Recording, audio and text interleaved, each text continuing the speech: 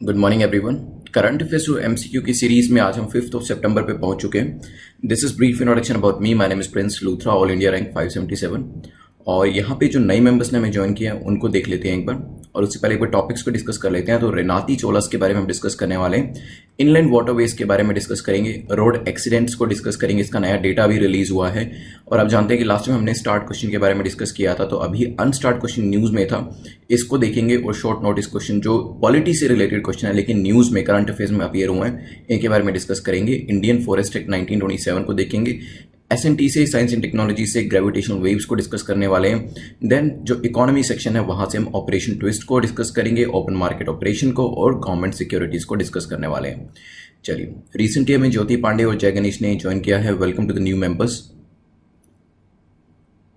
Marking scheme जो लोगों ने नया ज्वाइन किया है मैं उनके लिए बता देता हूँ। आपको 6 से ज़्यादा स्कोर करना है यहाँ पे to be in the safe zone.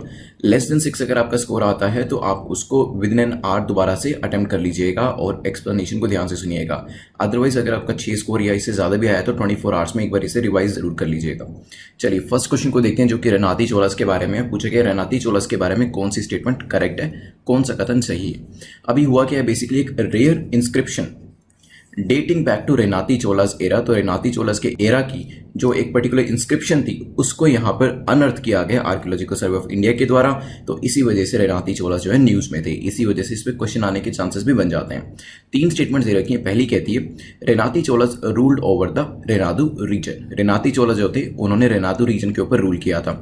जो एस्पिरेंट्स नए हमारे साथ जुड़े हैं उनके लिए बता दूं कि हिस्ट्री हो, पॉलिटी हो, जो भी चीजें ऐसी है जो स्टैटिक सब्जेक्ट से पर्टेन करती है लेकिन उसके कंसर्निंग कोई भी चीज करंट अफेयर्स में आती है तो वो एरिया हमारे लिए काफी इंपॉर्टेंट हो जाता है। तो इसी वजह से जो स्टैटिक पोर्शन है अगर वो कहीं ना कहीं करंट अफेयर से एसोसिएट करते हैं तो उसके ऊपर क्वेश्चन पूछे जा सकते हैं। तो वो एरिया कवर करना हमारी एक रिस्पॉन्सिबिलिटी बन जाती है कि उसे अच्छे से कवर करके जाया जाए।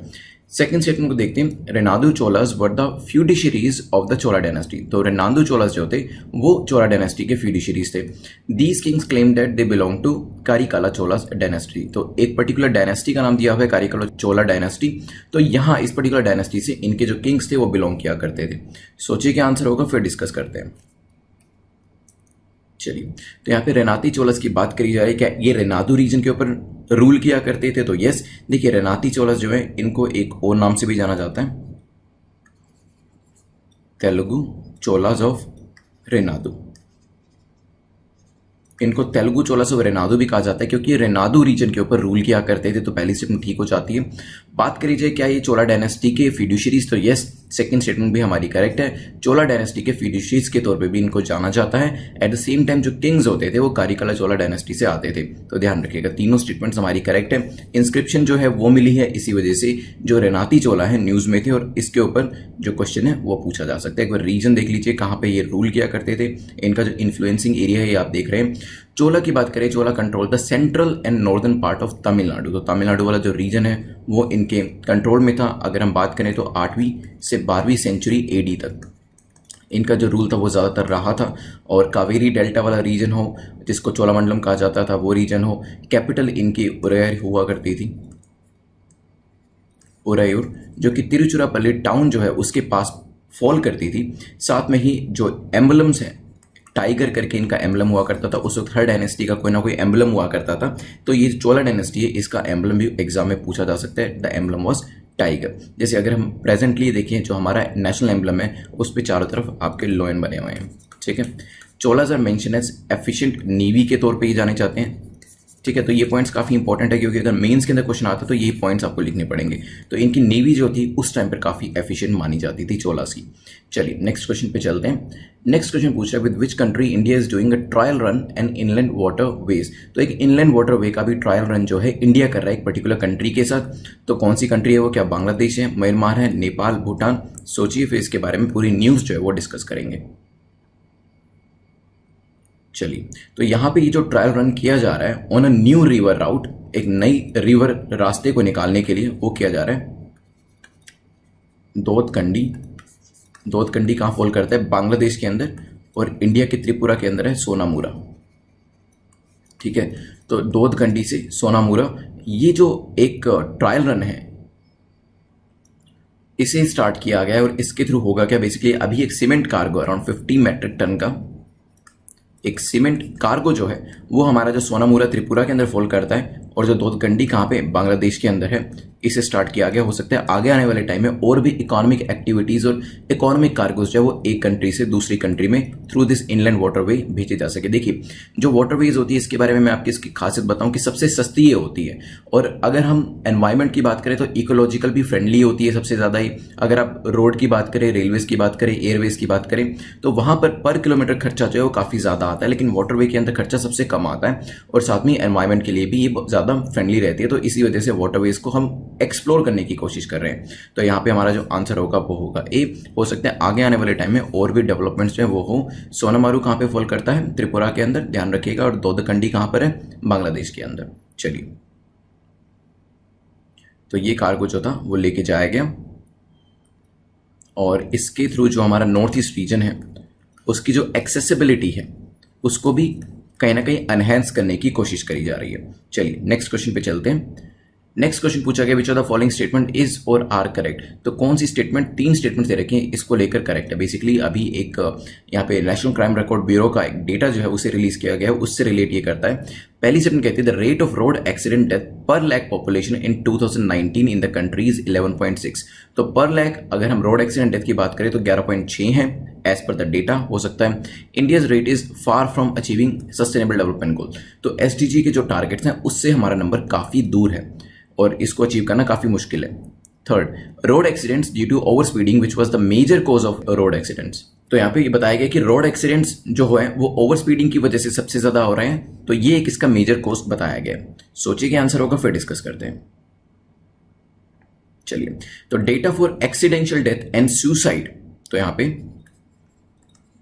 एक्सीडेंशियल डेथ और सुसाइड का जो डेटा है उसे एनसीआरबी ने रिलीज किया है, और यहां पे बताया कि India is doing better than globe.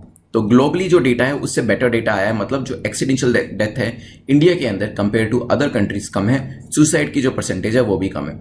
The rate is very close to attaining sustainable development goal. तो पहले तो मैं आपको बता दूं कि जो डेटा है 11.6 का 2019 को बिल्कुल सही है। 1 लाख लोगों के पीछे 11 लोगों की डेथ होती है अगर हम बात करते हैं एक्सीडेंशियल डेथ, तो पहली स्टेटमेंट ठीक है। और जो एसटीजी है वहां पे टारगेट 8 का है, तो हमारा क्या है 11 नंबर है, 8 का टारगेट है, तो काफी क्लोज है हम सस्टेनेबल डेवलपमेंट गोल को अचीव करने के लिए। तो इसी वजह से सेकंड स्टेटमेंट हमारी इनकरेक्ट हो जाती है।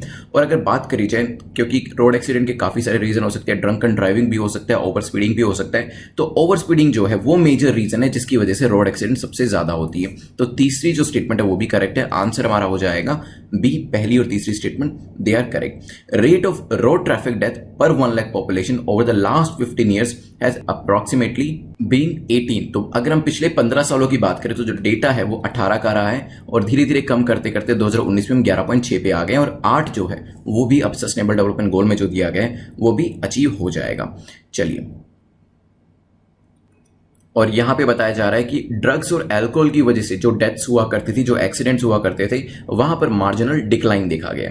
चलिए चलते हैं नेक्स्ट क्वेश्चन के ऊपर, which is concerning unstarred question. Last time हमने देखा था कि पार्लियामेंट के अंदर स्टार्ट क्वेश्चन आर की बात करी गई थी, क्योंकि इस पर काफी चर्चा चल रही है कि स्टार्ट क्वेश्चन आर और 0R जो है उसको ट्रंकेट कर देना चाहिए, क्योंकि कोविड-19 की वजह से सोशल डिस्टेंसिंग मेंटेन करनी है, तो इंटरेक्शन पार्लियामेंटेरियंस का जितना कम से कम हो उतना अच्छा है। तो इसी वजह से ये जितने भी टॉपिक्स हैं, question hour, 0R, starred question, unstarred question, short notice question, ये पॉलिटी के पर्सपेक्टिव से काफी इंपॉर्टेंट हो जाता है, क्योंकि इंडियन पॉलिटी का ये इशू करंट अफेयर्स में रेगुलर बेसिस पे अपीयर हो रहा है। तो यहाँ पे अनस्टार्ट क्वेश्चन के लिए पहली स्टेटमेंट कहती है the unstarred question is one to which oral answer is desired by the member. तो अनस्टार्ट क्वेश्चन के अंदर ओरल मेंबर की डिमांड करी जाती है। It is deemed to be laid on the table of the house by minister. तो ये table of the house में मिनिस्टर के द्वारा रखा जाता है। Supplementary questions can be asked, इसके अंदर सप्लीमेंट्री क्वेश्चंस जो है वो भी पूछे जा सकते हैं। सोचिए क्या आंसर होगा, फिर डिस्कस करते हैं। चलिए देखिए, यहां पे गवर्नमेंट का भी रिप्लाई आया है कि अगर अनस्टार्ट क्वेश्चन पूछे जाएंगे तो उसका रिप्लाई देने के लिए मॉनसून सेशन के अंदर, क्योंकि यहां पे क्वेश्चन आर को मना किया गया था, लेकिन अनस्टार्ट क्वेश्चन का आंसर देने के लिए गवर्नमेंट इज रेडी, ये चीज कही गई है। अनस्टार्ट क्वेश्चन वो होते हैं जिसका आंसर आपको राइटिंग में देना होता है, ठीक है। Thus it is not called for the oral answer, यहां पे ओरल आंसर नहीं होता। मैं आपको बता दूं, स्टार्ट क्वेश्चन और अनस्टार्ट क्वेश्चन के अंदर यही डिफरेंस होता है। स्टार्ट क्वेश्चन का आंसर आपको ओरल देना होता है और इसमें सप्लीमेंट्री क्वेश्चंस भी अलाउड होते हैं, लेकिन अनस्टार्ट क्वेश्चन का आंसर आपको राइटिंग में देना होता है और सप्लीमेंट्री क्वेश्चन अलाउड नहीं होते हैं, ठीक है। तो ये बिल्कुल अच्छे से ध्यान रखिएगा, रिटन आंसर होता है और इसमें सप्लीमेंट्री क्वेश्चन नहीं होता है, इसी वजह से पहली और तीसरी स्टेटमेंट इनकरेक्ट हो जाती है। It is deemed to be laid on the table of the house by minister, तो मिनिस्टर के द्वारा टेबल ऑफ द हाउस में रखा जाता है, ये स्टेटमेंट हमारी बिल्कुल करेक्ट है। आंसर हो जाएगा हमारा सी, ध्यान रखिएगा। चलते हैं नेक्स्ट क्वेश्चन के ऊपर। Next question is question number 5th। How many minimum days notice is required for short notice question. अगर हम शॉर्ट नोटिस क्वेश्चन की बात करें तो कितने दिन का नोटिस, मिनिमम कितने दिन का नोटिस देना जरूरी होता है? क्या 15 दिन का मिनिमम नोटिस चाहिए होता है, 20, 10 या 1 महीने का, 30 दिन का? सोचिए। चलिए देखिए, पब्लिक इंपॉर्टेंस के जो इश्यूज होते हैं जो कि काफी अर्जेंट कैरेक्टर के होते हैं, जहां पे ओरल आंसर की जरूरत होती है, तो देखिए पब्लिक इंपॉर्टेंस साथ में अर्जेंट कैरेक्टर, ओरल आंसर, तो वहां पे कम से कम 10 दिन का नोटिस देना जरूरी होता है और यहां पे इसको शॉर्ट नोटिस क्वेश्चन जो है वो भी कहा जाता है। Period of notice for asking a question in ordinary course, such a question is known as short notice question. तो यहाँ पे इस तरीके के क्वेश्चन को शॉर्ट नोटिस क्वेश्चन कहा जाता है। मिनिमम 10 दिन का यहाँ पे जो नोटिस है वो देना जरूरी है। पूछा जा सकता है एग्जाम के अंदर, सी इज द करेक्ट आंसर, क्योंकि short notice question, unstarred question आप अच्छे से पढ़ के जाइएगा अभी। ओके तो स्पेक्ट्रम सीरीज के बारे में आप जानते हैं, इसका लिंक नीचे डिस्क्रिप्शन में दिया गया है। यहाँ पे स्पेक्ट्रम की जो पूरी बुक है उसको एमसीक्यू के थ्रू कवर किया गया है, जैसे कि पॉलिटी लक्ष्मीकांत की पूरी बुक को एमसीक्यू के थ्रू कवर किया गया। जो लोग प्रीलिम्स 2020 या 2021 के लिए प्रिपेयर कर रहे हैं उनके लिए काफी इंपॉर्टेंट सीरीज है, इसको प्लीज चेकआउट करिएगा, वीडियोज को और क्विजेस को, जो नीचे डिस्क्रिप्शन में आपको मिल जाएगा exam.netmock.com के ऊपर। चलिए नेक्स्ट क्वेश्चन पे चलते हैं, which is question number 6। Question number 6 बात करता है which of the following statement is और आर इनकरेक्ट। तो इन दो स्टेटमेंट में से कौन सी स्टेटमेंट इनकरेक्ट है? देखते हैं स्टेटमेंट क्या कहती है। Under section 4 of the Indian forest act 1927 the state government can constitute any land a reserve forest. तो यहाँ पे सेक्शन 4 जो कि इंडियन फॉरेस्ट एक्ट 1927 का है, उसके हिसाब से स्टेट गवर्नमेंट चाहे तो किसी भी लैंड को रिजर्व फॉरेस्ट लैंड डिक्लेयर कर सकती है, कॉन्स्टिट्यूट कर सकती है उसे। An official notification in official gazette is required. इसके हिसाब से एक ऑफिशियल नोटिफिकेशन जो होती है ऑफिशियल गेजेट के अंदर, उसकी भी जरूरत पड़ती है। सोचिए क्या आंसर होगा, फिर डिस्कस करते हैं, और न्यूज क्यों थी इसको भी देखेंगे। चलिए तो अभी रिसेंटली महाराष्ट्र के चीफ मिनिस्टर ने अनाउंस किया है, स्टेट गवर्नमेंट जो है वो अराउंड 600 एकड़ लैंड जो है, जो कि बिल्कुल मुंबई में फॉल करती है, उसको रिजर्व फॉरेस्ट लैंड के तौर पे कॉन्स्टिट्यूट करेगी। हालांकि ये कहा जा रहा है कि जो लैंड की अवेलेबिलिटी है ओपन लैंड की, वो अराउंड 1800 एकड़ है। तो 1800 एकड़ होने के बावजूद भी सिर्फ 1/3 600 एकड़ जो है उसको ही फॉरेस्ट लैंड के तौर पे ये मार्क किया जा रहा है। मतलब बाकी 1200 एकड़ लैंड जो होगी उसका कहीं ना कहीं इस्तेमाल किया जाने वाला है। तो यहाँ पे यस, यहाँ पे स्टेट गवर्नमेंट के पास एक तरीके से पावर रहती है, वो चाहे तो लैंड को reserve forest land as per Indian forest act constitute किया जा सकता है, और साथ में इसके लिए एक ऑफिशियल गैजेट के अंदर नोटिफिकेशन की जरूरत भी पड़ती है, ध्यान रखिएगा। Under the law government must also appoint a forest settlement officer, ताकि जो राइट्स हैं किसके, जो लोग पहले से वहां रह रहे हैं, जो इंडिजिनस पीपल वहां पे रह रहे हैं, और जिनको डिस्प्लेस किया जाएगा, उनके राइट्स को भी रिस्पेक्ट किया जा सके। ये नहीं है कि विदाउट गिविंग एनी राइट्स लोगों को डिस्प्लेस कर दिया जाए। तो ध्यान रखिएगा, यहाँ पर एक फॉरेस्ट सेटलमेंट ऑफिसर को भी अपॉइंट किया जाता है। तो यहाँ पे दोनों स्टेटमेंट करेक्ट है, आपको बताना था कौन सी स्टेटमेंट इनकरेक्ट है, कौन सा कथन गलत है। तो आंसर हमारा हो जाएगा डी, क्योंकि दोनों ही स्टेटमेंट्स हमारी यहाँ पर करेक्ट है। चलते हैं नेक्स्ट क्वेश्चन के ऊपर। Next question is question number 7। यहाँ पे gravitational wave, science and technology का ये क्वेश्चन है। इसके बारे में पूछा गया कि कौन सी स्टेटमेंट करेक्ट है। पहली स्टेटमेंट कहती है gravitational waves are invisible ripples that form when a star explodes in a supernova. Gravitational waves जो होती हैं बेसिकली ये इनविजिबल रिपल्स होती हैं। रिपल्स आपको पता है पानी के अंदर जब आप पत्थर फेंकते हैं तो रिपल्स क्रिएट होते हैं, ठीक है। तो यहाँ पे they are the invisible ripples, जो कि कब बनती है, that form when a star explode, जबकि कोई जो स्टार होता है वो एक्सप्लोड करता है सुपरनोवा, तो उस केस के अंदर ग्रेविटेशनल वेव्स बनती है। Travelling at the speed of light, gravitational waves squeeze and stretch anything in their path. तो जब ये जो पर्टिकुलर वेव्स होती हैं, एक तो लाइट की स्पीड से ट्रेवल कर रही होती हैं, तो इसके रास्ते में जो भी चीजें आती हैं वो स्क्वीज हो जाती हैं और स्ट्रेच हो जाती हैं। नेक्स्ट कहता है gravitational waves were proposed by Albert Einstein in the general theory of relativity over a century हो गया। तो 100 साल पहले के आसपास जनरल थ्योरी ऑफ रिलेटिविटी में ग्रेविटेशनल वेव्स के बारे में बात करी गई थी एल्बर्ट आइंस्टाइन के द्वारा। सोचिए। चलिए, तो यहाँ पे ग्रेविटेशनल वेव्स की बात करी जाए तो yes they are invisible ripples और स्टार के एक्सप्लोड होने से ही बनती है, तो पहली स्टेटमेंट ठीक है। ये लाइट की स्पीड से ट्रेवल करती है और जो भी चीज़ें रास्ते में आती हैं उसे स्क्वीज और स्ट्रेच कर देती है, ये भी करेक्ट है। Gravitational waves were proposed by Albert Einstein in his general theory of relativity, ये भी बिल्कुल ठीक है। तीनों स्टेटमेंट्स ठीक होने की वजह से आंसर हमारा हो जाएगा बी। तो यहाँ पे ग्रेविटेशनल वेव्स जो थी न्यूज़ में थी, इसी वजह से इसके ऊपर एक क्वेश्चन बनाया गया था, तो ध्यान रखिएगा। चलते हैं नेक्स्ट क्वेश्चन के ऊपर। नेक्स्ट क्वेश्चन जो है वो बात करता है ऑपरेशन ट्विस्ट के बारे में। पूछा गया which of the following has started operation twist. Operation twist किसने स्टार्ट किया? क्या नीति आयोग ने किया है, आरबीआई ने, मिनिस्ट्री ऑफ डिफेंस ने, मिनिस्ट्री ऑफ कॉमर्स ने? सोचिए। चलिए देखिए, reserve bank of India RBI ने ओपन मार्केट ऑपरेशन जो है वो स्टार्ट करने वाला है आरबीआई, ताकि जो मार्केट है उसकी कंडीशन को ऑर्डरली वे में मैनेज किया जा सके, फाइनेंशियल कंडीशन को स्मूथ किया जा सके, जो रिक्वायर्ड लिक्विडिटी है उसे भी मेंटेन किया जा सके, और इफ नीड कोई फाइनेंशियल इंजेक्शन की जरूरत है वो भी दिया जा सके। तो ऑपरेशन ट्विस्ट जो है वो रिजर्व बैंक ऑफ इंडिया के द्वारा स्टार्ट किया गया है, आंसर हमारा हो जाएगा बी। अब लास्ट टाइम हमने देखा था कुछ जो क्वार्टरली एस्टिमेट्स आए थे, मैंने आपको बताया था कि एग्रीकल्चर एक ऐसा एरिया है जहां पे आपको एक पॉजिटिव चीज जो है वो देखने को मिली, पॉजिटिव एक मूव देखने को मिला है, वो भी अच्छे मॉनसून की वजह से। अदरवाइज बाकी के जितने भी सेक्टर्स हैं वहां पे आपको कॉन्ट्रैक्शन देखने को मिला है कोविड-19 की वजह से। तो आगे आने वाले क्वार्टर में जो नेक्स्ट क्वार्टर के रिजल्ट्स आएंगे वहां पे हो सकता है बहुत जगह पे आपको ये जो नेगेटिव नंबर है वो काफी कम दिखे, और हो सकता है कुछ नंबर्स तो पॉजिटिव में भी चेंज हो जाए। और अगर क्वेश्चन की बात करें तो ऑपरेशन ट्विस्ट जो नाम दिया गया बेसिकली ये यूएस के जो फेडरल रिजर्व मॉनेटरी पॉलिसी है उससे बोरो किया गया, क्योंकि वहां पर भी एक बार ऐसी सिचुएशन क्रिएट हो गई थी जब ओपन मार्केट ऑपरेशन की जरूरत पड़ी थी ताकि इकोनॉमी को बूस्ट किया जा सके। किस तरीके से? Sale and purchase of government securities करके। वही चीज अब हम अपनी इकोनॉमी में करने वाले हैं, हम सेल और परचेज करेंगे, जो गवर्नमेंट की सिक्योरिटीज है ओपन मार्केट ऑपरेशन करेंगे। इसी वजह से ऑपरेशन ट्विस्ट जो है वो नाम बोरो किया गया। चलते हैं नेक्स्ट क्वेश्चन के ऊपर, क्योंकि ओपन मार्केट ऑपरेशन के बारे में डिस्कस करें तो इस कॉन्सेप्ट के बारे में आपको पता होना चाहिए ओपन मार्केट ऑपरेशन के बारे में कौन सा कथन सही है। पहली स्टेटमेंट कहती है open market operation is the simultaneous sale and purchase of government securities and treasury bills by RBI. RBI जो है वो गवर्नमेंट सिक्योरिटीज को एट द सेम टाइम जो ट्रेजरी बिल्स है उसको सेल परचेज करता है। हो सकता है The objective of OMO, that is open market operation, is to regulate the money supply in the economy. Money supply economy के अंदर रेगुलेटेड रहे, ये बेसिकली ओएमओ के थ्रू किया जाता है। RBI carries out the OMO through commercial banks and directly deal with the public. तो ये कमर्शियल बैंक्स के थ्रू किया जाता है और आरबीआई डायरेक्टली पब्लिक से डील करता है। सोचिए क्या आंसर होगा, फिर डिस्कस करते हैं। चलिए देखिए, ओपन मार्केट ऑपरेशन की बात करी जाए तो यस, इसके अंदर गवर्नमेंट की जो सिक्योरिटीज होती है और ट्रेजरी बिल्स जो होते हैं उसको सेल परचेज किया जाता है।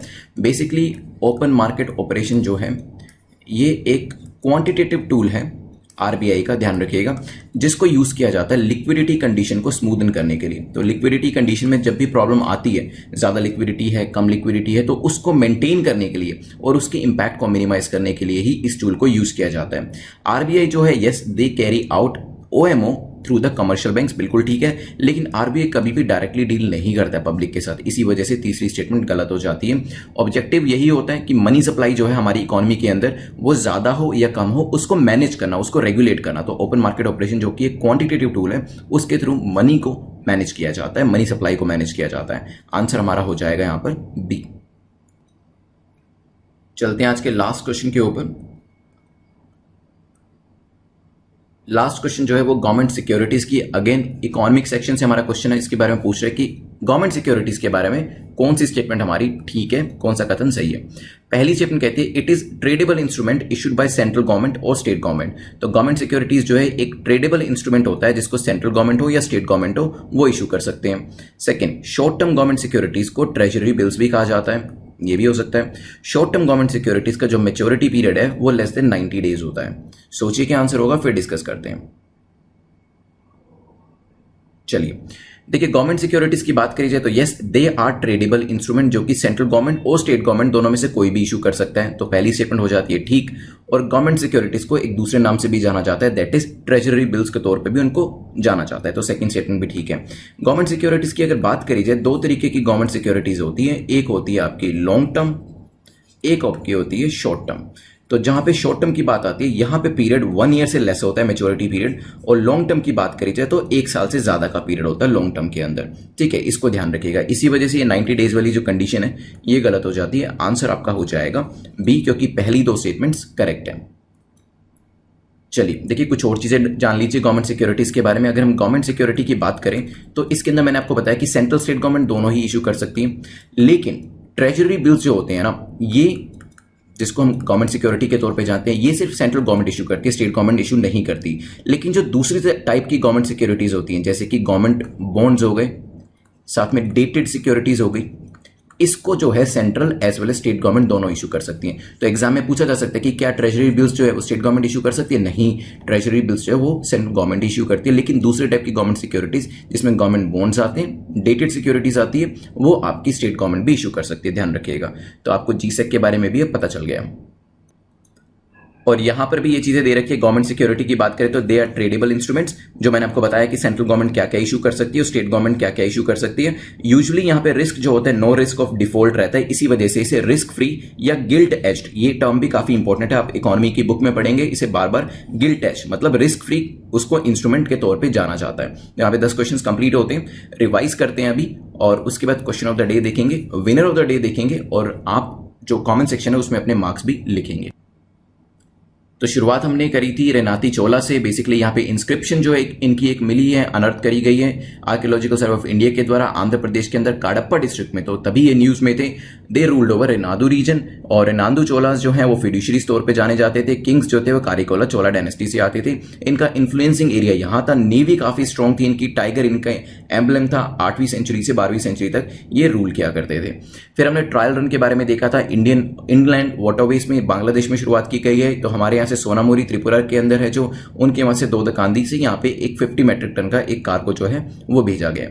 चलते हैं नेक्स्ट क्वेश्चन के ऊपर। मैंने वाटरवे की खासियत भी आपको बता दी थी, कॉस्ट इफेक्टिव रहता है, एनवायरमेंट फ्रेंडली रहता है। फिर हमने देखा था रोड एक्सीडेंट के बारे में। नंबर हमारा 11 है, 11 डेथ होती है 1 लाख लोगों के पीछे। सस्टेनेबल डेवलपमेंट गोल का जो टारगेट है वो 8 का है। ओवर स्पीडिंग की वजह से डेथ ज्यादा होती है, ड्रंकन ड्राइविंग की वजह से फिर भी कंपेरेटिवली कम होती है। तो ध्यान रखिएगा, यहाँ पे यूपीएससी आपको ऑप्शन के अंदर ड्रंकन ड्राइविंग के बारे में बता सकते हैं कि दिस इज द मोस्ट, आप कह सकते हैं क्रूशियल रीजन। तो वहां पे नहीं, सबसे ज्यादा डेथ जो है या फिर सबसे ज्यादा जो खतरनाक है वो ड्रंकन ड्राइविंग नहीं है, उससे भी ज्यादा ओवर स्पीडिंग है, क्योंकि डेथ जो है उसकी वजह से ज्यादा हो रही है। फिर हमने देखा था अनस्टार्ड क्वेश्चन के बारे में। इसमें आपको रिटर्न आंसर होता है, सप्लीमेंट्रीज नहीं पूछे जाते हैं, ये ध्यान रखिएगा। स्टार्ड अनस्टार्ड में डिफरेंस क्या होता है। देन हमने देखा था नेक्स्ट हमारा क्वेश्चन शॉर्ट नोटिस क्वेश्चन, जिसमें मिनिमम 10 दिन का जो एक टाइम पीरियड होता है वो जरूर लिया जाता है, ये भी अच्छे से ध्यान रखिएगा। फिर क्वेश्चन नंबर 6 को देखा था हमने। इसके अंदर जो महाराष्ट्र गवर्नमेंट है उसने 600 एकड़ को जो एक तरीके से रिजर्व फॉरेस्ट लैंड है उसमें कॉन्स्टिट्यूट किया है। 1800 एकड़ की ओपन एरिया था, लेकिन सिर्फ 600 को किया गया है। हो सकता है बाकी के रीजन के ऊपर डेवलपमेंट जो है वो करी जाए, जो रेजिडेंशियल एरियाज बिल्डिंग्स या कमर्शियल बिल्डिंग्स है वो बनाई जाए, ये सोच के हो सकता है डिसीजन लिया गया हो। अंडर सेक्शन 4 जो है इंडियन फॉरेस्ट एक्ट 1927 के हिसाब से स्टेट गवर्नमेंट चाहे तो रिजर्व फॉरेस्ट किसी भी लैंड को कॉन्स्टिट्यूट कर सकती है। ऑफिशियल नोटिफिकेशन जो है इसका ऑफिशियल गैजेट में देना जरूरी होता है, ध्यान रखिएगा। यहाँ पे एक जो फॉरेस्ट ऑफिसर होंगे उनको भी अपॉइंट करने की बात करी गई है, जो कि काफी अच्छा डिसीजन है, क्योंकि यहाँ पे जो भी लोग डिस्प्लेस किए जाएंगे उनके राइट्स को रिस्पेक्ट किया जाएगा। देन हमने देखा था ग्रेविटेशनल वेव्स के बारे में। तो यहाँ पे स्टार एक्सप्लोड करता है तो इनविजिबल रिपल्स निकलते हैं, स्पीड ऑफ लाइट से ये ट्रेवल करता है, और रास्ते में जो भी चीज आती है उसको स्क्वीज और स्ट्रेच कर दिया जाता है। एल्बर्ट आइंस्टाइन ने अपनी थियरी ऑफ रिलेटिविटी में इसके बारे में बात करी थी। इसके बाद हमने देखा था ऑपरेशन ट्विस्ट के बारे में। नाम इसका यूएस से लिया गया है, यूनाइटेड स्टेट से, क्योंकि वहां पर भी इस तरीके के मेजर्स जो थे कुछ साल पहले लिए गए थे। आरबीआई का ये पूरा ऑपरेशन रहेगा, जिसके अंदर बेसिकली जो गवर्नमेंट सिक्योरिटीज है उसको सेल और परचेज यहाँ पे करके जो इकोनॉमी है उसको बूस्टअप किया जाएगा। फिर हमने देखा था ओपन मार्केट ऑपरेशन के बारे में। तो यहाँ पे साइमल्टेनियस सेल परचेज किया जाता है गवर्नमेंट के सिक्योरिटीज को, ट्रेजरी बिल्स को, ध्यान रखिएगा। ओपन मार्केट ऑपरेशन से मनी सप्लाई को रेगुलेट किया जाता है। Eight the same time commercial banks के थ्रू OMO करे जाते हैं, पब्लिक से डायरेक्टली लिंक नहीं होता है। एक क्वांटिटेटिव टूल है आरबीआई का। इसके बाद हमने देखा था जीसेक के बारे में। तो मैंने आपको बताया था गवर्नमेंट सिक्योरिटीज शॉर्ट टर्म होती है, लॉन्ग टर्म होती है। 1 साल से नीचे की शॉर्ट टर्म है, 1 साल से ऊपर की लॉन्ग टर्म है। यहाँ पे गवर्नमेंट सिक्योरिटीज को ट्रेजरी बिल जो होता है उस तौर पे भी जाना जाता है, लेकिन ट्रेजरी बिल सिर्फ सेंट्रल गवर्नमेंट जो है वो इशू करती है। गवर्नमेंट बॉन्ड्स और डेटेड सिक्योरिटीज जो है, जो अगेन गवर्नमेंट सिक्योरिटीज होती है, लेकिन इसको स्टेट गवर्नमेंट भी इशू कर सकती है। गिल्ट टच रहती है, रिस्क फ्री रहती है, ये भी ध्यान रखिएगा। तो हमारे 10 क्वेश्चन यहाँ पे कंप्लीट होते हैं। आप क्वेश्चन ऑफ द डे देख लेते हैं। चलिए क्वेश्चन ऑफ द डे देख लेते हैं। तो what are the quantitative tools of RBI. तो आरबीआई के क्वांटिटेटिव टूल्स कौन कौन से हैं उसकी एक्सप्लेनेशन बेशक से मत लिखिएगा, लेकिन 1 2 3 4 5 करके अगर आप एक या दो टूल्स भी लिखना चाहते हैं तो एक टूल का नाम भी चाहे तो लिख सकते हैं, लेकिन क्वांटिटेटिव टूल्स आरबीआई के कौन कौन से हैं उसके नाम कमेंट सेक्शन में जरूर लिखिएगा। जितने भी टूल्स के नाम आप जानते हैं, नहीं भी जानते तो गूगल करके लिख दीजिएगा, लेकिन टूल्स के नाम जरूर बताइएगा, काफी इंपॉर्टेंट एरिया है ये। चलिए, लास्ट टाइम जो हमने क्वेश्चन पूछा था उसमें मुकेश यादव ने हमें करेक्ट आंसर किया। मुकेश, आप हमें netmockprep@gmail.com पे बता दीजिएगा कि आपको जो पीडीएफ चाहिए वो हिंदी में चाहिए या इंग्लिश में चाहिए। यहाँ पे जो स्कोर आपने किया वो कमेंट सेक्शन में जरूर लिखिएगा। अगर मोर देन 6 आपने स्कोर किया है देन आप इसे 24 आवर्स में एक बार रिवाइज कर लीजिएगा। लेस देन 6 अगर स्कोर किया है तो इसे एक बार एक्सप्लेनेशन के साथ दोबारा से अटेम्प्ट कर लीजिएगा। टेलीग्राम पे इसकी पीडीएफ आपको मिल जाएगी, जिसका लिंक नीचे डिस्क्रिप्शन में दिया गया है, और आप मुझसे भी कॉन्टैक्ट कर सकते हैं, टेलीग्राम के थ्रू पूछ सकते हैं और अपने डाउट्स को क्लैरिफाई करा सकते हैं। इसके अलावा you can subscribe the channel, bell icon को प्रेस कर दीजिएगा ताकि नोटिफिकेशंस आपके मिस ना हो करंट अफेयर्स को लेकर। Thanks for watching, have a nice day.